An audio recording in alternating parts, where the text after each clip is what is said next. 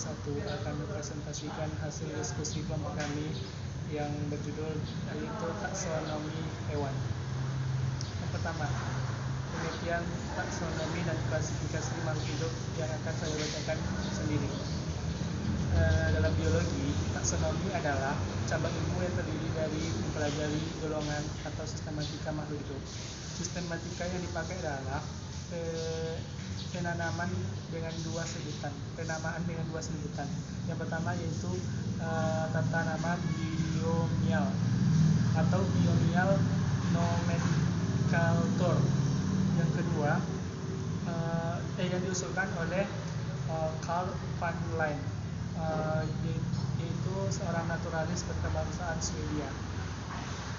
Selanjutnya yaitu klasifikasi. Klasifikasi adalah mengkelompokkan aneka jenis hewan atau tumbuhan ke dalam kelompok tertentu. Pengelompokan ini disusun secara runtut sesuai dengan tingkatnya, yaitu mulai dari tingkat yang kecil hingga tingkat yang besar. Cara mengklasifikasikan makhluk hidup itu disebut juga dengan cara taksonomi atau sistematik. Selanjutnya yaitu klasifikasi hewan dapat dikelompokkan, yaitu klasifikasi hewan berdasarkan kayak reptil atau hewan mamalia, hewan karnivora dan hewan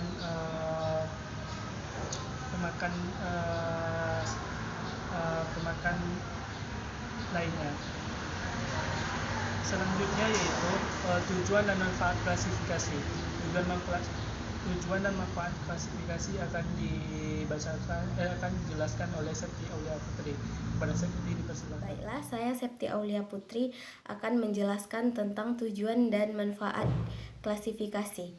Tujuan klasifikasi yang pertama untuk mengelompokkan makhluk hidup berdasarkan persamaan ciri-ciri yang dimilikinya. Yang kedua, untuk mendeskripsikan ciri-ciri suatu jenis makhluk hidup untuk membedakannya dengan makhluk hidup jenis yang lainnya. Yang ketiga, untuk mengetahui hubungan kekerabatan antar makhluk hidup. Yang keempat, untuk memberikan nama kepada makhluk hidup yang belum diketahui namanya. Selanjutnya, manfaat dari klasifikasi. Manfaatnya itu untuk memudahkan kita dalam mempelajari makhluk hidup yang jumlahnya sangat banyak dan sangat beragam. Yang kedua, untuk mengetahui hubungan kekerabatan antara makhluk hidup yang satu dengan makhluk hidup yang lain. Sekian yang dapat saya sampaikan, lebih dan kurang saya mohon maaf. Assalamualaikum warahmatullahi wabarakatuh. Saya Siti Nurhaliza dari kelompok 1 akan menjelaskan tentang macam klasifikasi makhluk hidup. Jadi sistem klasifikasi ini berkembang mulai dari yang sederhana hingga yang berdasarkan sistem yang lebih modern. Yang pertama yaitu sistem artifisial atau sistem buatan. Sistem yang mengelompokkan makhluk hidup berdasarkan persamaan ciri yang ditetapkan oleh peneliti sendiri. Misalnya ukuran, bentuk, dan habitat makhluk hidup itu sendiri. Yang kedua yaitu sistem natural atau sistem alami. Sistem yang mengelompokkan makhluk hidup berdasarkan persamaan ciri struktur tubuh secara eksternal atau morfologi dan struktur tubuh internal atau anatomi secara ilmiah. Yang ketiga yaitu sistem modern atau filogenetik. Sistem klasifikasi makhluk hidup berdasarkan pada hubungan kekerabatan secara evolusioner. Beberapa parameter yang digunakan dalam klasifikasi ini adalah yang pertama, persamaan struktur tubuh dapat diketahui secara eksternal ataupun internal.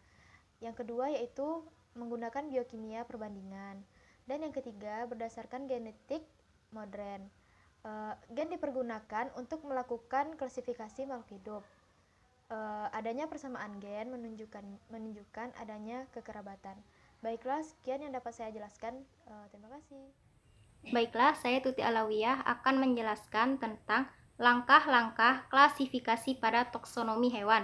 Yang pertama yaitu mengidentifikasi objek berdasarkan ciri-cirinya, dan yang kedua yaitu setelah kelompok spesies terbentuk, maka dapat terbentuk kelompok-kelompok lain untuk menjadi tingkatan urutan klasifikasi. Di antaranya yaitu 2 atau lebih spesies dengan ciri-ciri tertentu untuk dikelompokkan menjadi kelompok genus. Dan yang kedua yaitu beberapa genus memiliki ciri-ciri tertentu untuk dikelompokkan membentuk pada takson famili. Dan yang ketiga yaitu beberapa famili dengan ciri-ciri tertentu dikelompokkan untuk membentuk pada takson ordo. Dan yang keempat yaitu beberapa ordo dengan ciri-ciri tertentu dapat membentuk pada takson kelas. Dan yang terakhir yaitu beberapa takson kelas dengan ciri-ciri tertentu untuk membentuk pada takson filum. Dengan cara tersebut, maka terbentuklah urutan dan tingkatan klasifikasi pada makhluk hidup dari yang terbesar hingga yang terkecil, yaitu spesies, genus, famili, ordo, filum, dan kingdom. Yang pertama yaitu spesies. Spesies adalah klasifikasi yang spesifik dalam tingkatan yang tertuju pada kelompok individu. Yang kedua yaitu genus. Genus adalah salah satu bentuk pengelompokan dalam makhluk hidup. Yang ketiga yaitu famili, yaitu pengelompokan yang cukup spesifik untuk membagi anggota ordo menjadi kelompok organisme yang saling berkerabat. Dan yang selanjutnya yaitu ordo, pengelompokan anggota kelas yang menjadi lebih sempit berdasarkan kerabatnya. Yang selanjutnya yaitu kelas, yaitu pengelompokan tingkat menengah yang membagi pada anggota filum. Yang selanjutnya yaitu filum, berklasifikasi yang berhubungan berkeluarga antara jenis ataupun bahasa. Dan yang selanjutnya yaitu kingdom, yaitu tingkatan paling atas pada suatu tingkatan atau takson pada makhluk hidup yang paling atas atau yang paling tinggi. Baiklah, ini yang dapat saya jelaskan. Terima kasih. Assalamualaikum warahmatullahi wabarakatuh. Baiklah, saya Wanita Sari akan melanjutkan penjelasan tentang sejarah klasifikasi. Klasifikasi organisme dimulai dari kebutuhan manusia akan tempat tinggal, makanan, dan obat-obatan. Taksonomi tumbuhan dibedakan atas 6 periode, yaitu periode pertama disebut juga dengan periode preliteratur. Pada periode ini, manusia sangat primitif. Mereka memperoleh makanan dari berburu dan bercocok tanam. Mereka mengetahui tanaman dan fungsinya untuk jadikan makanan dan obat-obatan. Mereka telah mendeskripsikan dan mengklasifikasikannya dari guna dan berbahaya atau tidaknya suatu tanaman dan menempatkannya pada kategori yang tepat sehingga mudah digunakan sebagai referensi. Periode yang kedua disebut juga dengan literatur kuno. Pada periode ini, mereka telah mencapai kesimpulan berdasarkan alasan daripada analisis dan hasil observasi. Mereka telah menuliskan perbedaan antara bagian luar dan dalam bagian organ. Mereka diklasifikasikan dalam pohon, semak.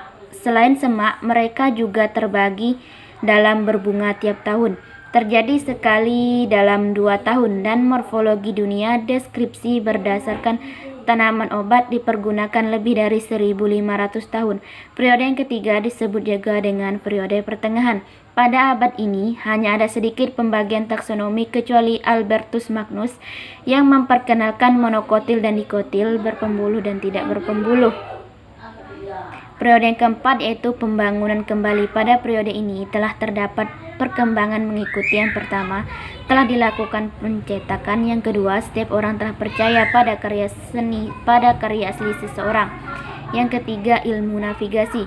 Ilmu navigasi memungkinkan untuk mengoleksi semua tanaman di dunia. Pada periode ini merupakan periode pembelajaran dan melakukan eksplorasi. Didapatkan banyak tanaman dan kegunaannya. Usaha identifikasi berdasarkan masa kuno dengan memperhatikan struktur dan pembangunan. Pada akhirnya dikelompokkan berdasarkan genus dan famili oleh Carl Linnaeus. Dimulailah pembagian taksonomi oleh Adamson. Pemikiran tentang evolusi berhasil diungkapkan oleh Lamarck yang menggunakan struktur dalam selain struktur luar dan dalam klasifikasi oleh Candolle. Teori yang kelima yaitu teori evolusi. Pencetus teori ini adalah Charles Darwin. Ia memperkenalkan bahwa bumi telah berusia 6.000 tahun dan mengalami evolusi yang terakumulasi sehingga terjadi perbedaan. Ia meyakinkan dengan bukti-bukti evolusi yaitu perubahan hidup dan terjadi dan mengutarakan adanya seleksi alam pada mekanisme yang menyebabkan perbedaan. Sama halnya dengan Alfred, perkembangan teori evolusi berawal dari dimulainya pengumpulan semua data tanaman berdasarkan anatomi, genetika, fisiologi, paleobotani, chemistry, dan falinologi. Teori yang terakhir disebut juga dengan kebangkitan taksonomi. Melihat dari pembagian taksonomi yang terdahulu, kita dapat memperhatikan jika peraturan pembagian klasifikasi murni penemuan dan wewenang manusia. Taksonomi dimulai dengan adanya perkembangan mikroskop dan teknik modern. Penemuan mikroskop mempermudah untuk mengetahui struktur dalam secara nyata. Rangkaian DNA yang mempelajari ilmu tentang organisme genome dalam tanaman terdeteksi yang digunakan dalam pembagian taksa. Dari sinilah terjadinya pembaruan taksonomi. Sekian dari kelompok 1. Assalamualaikum warahmatullahi wabarakatuh.